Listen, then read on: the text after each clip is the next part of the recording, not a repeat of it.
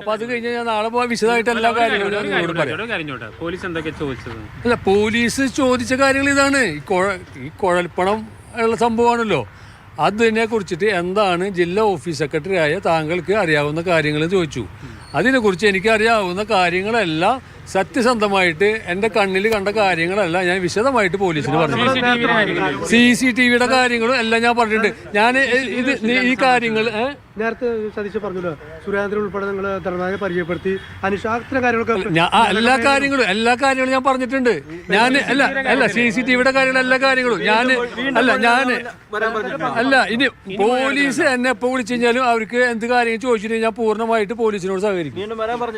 ഇപ്പൊ പറഞ്ഞിട്ടില്ല, ഇത് വേണ്ടി ഞാൻ പറയും.